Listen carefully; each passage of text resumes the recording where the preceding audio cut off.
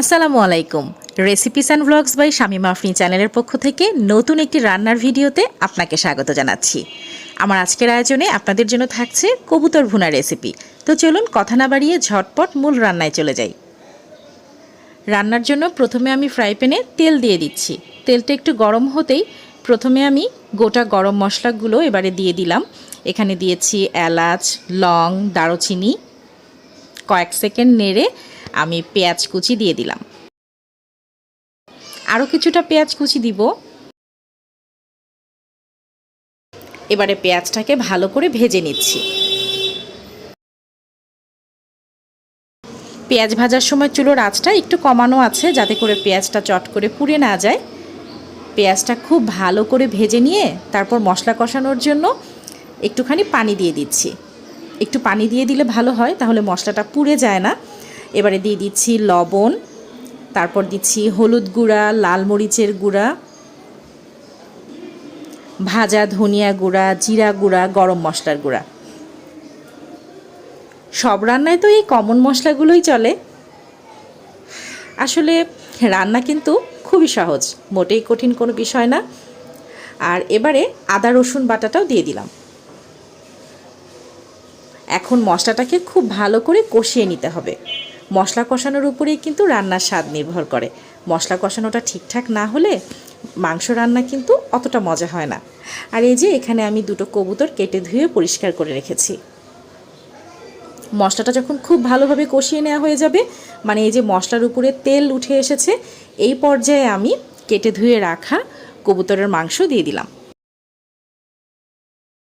মশলার সাথে ভালো করে নেড়েচেড়ে মিশিয়ে দিচ্ছি।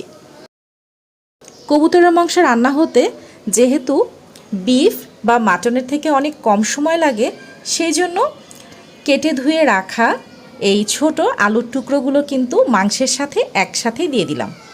এই রান্নাটা হতে তুলনামূলক কম সময় লাগে, এই জন্য আলুটাকে আর আলাদা করে পরে না দিয়ে মাংসের সাথেই দিয়ে দিলাম। ভালোভাবে মিশিয়ে একদম মশলার সাথে ভালো করে মিশিয়ে দিচ্ছি। এবারে চুলোর আঁচটা কমিয়ে ঢাকনা দিয়ে ঢেকে দিব। প্রথমেই পানি দিচ্ছি না, কারণ মাংস থেকেই একটু পরে পানি উঠবে। ঢাকনা দিয়ে ঢেকে ফিরে আসছি 5 মিনিট পর। এই যে দেখুন, মাংস থেকে কিন্তু কতটা পানি উঠেছে। এতেই মাংসটা 50% সিদ্ধ হয়ে যাবে, রান্না হয়ে যাবে।